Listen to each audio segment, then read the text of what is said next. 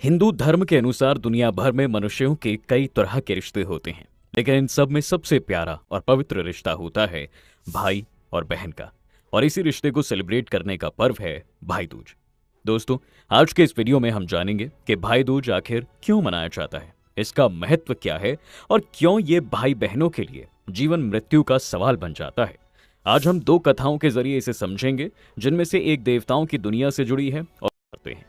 देखिए, पौराणिक कथाओं के अनुसार सूर्यदेव और संज्ञा की दो संतानें थीं। पुत्र यम, जो मृत्यु के देवता बनने वाले थे, और पुत्री यमुना, जो पृथ्वी पर पवित्र नदी के रूप में बहने वाली थी। सूर्य देवता की पत्नी संज्ञा अपने पति के तेज को सहन नहीं कर पाती थी, इसलिए जब सूर्य देवता का तेज उनके लिए असहनीय हो गया, तब उन्होंने अपनी छाया का निर्माण किया। छाया उनकी एक ऐसी छवि थी जो बिल्कुल उनके जैसी दिखती थी, लेकिन भावनाहीन। संज्ञा ने अपनी संतानों को इस छाया को सौंप दिया और गुप्त रूप से चली गई। छाया अब मां का रूप धारण कर चुकी थी, लेकिन उनके दिल में कोई ममता नहीं थी। वो यम और यमुना को उपेक्षित करती, उन्हें अकेला छोड़ देती, लेकिन भाई बहन का बंधन अटूट था।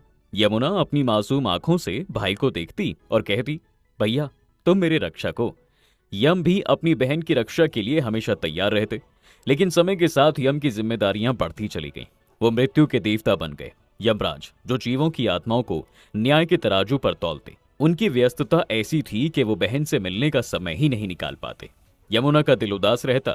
वो हर साल कार्तिक मास की शुक्ल द्वितीया को भाई को निमंत्रण भेजती, नदियों के माध्यम से, हवाओं के जरिए, लेकिन यमराज के कर्तव्य उन्हें बांधे रखते।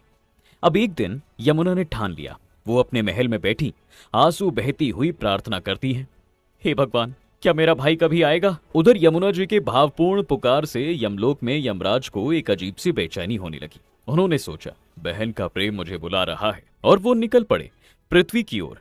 कार्तिक शुक्ल द्वितीया का वो दिन था। यमुना अपने घर के द्वार पर खड़ी थी जब अचानक एक तेजस्वी आकृति प्रकट हुई, जो साक्षात यमराज थे। यमुना की आंखें चमक उठी। उन्होंने खुशी से कहा, भैया आप आ गए। वो चिल्लाते हुए आई और दौड़कर उन्हें गले लगा लिया। यमराज, जो हमेशा गंभीर रहते, बहन के स्नेह ने उन्हें पिघला दिया।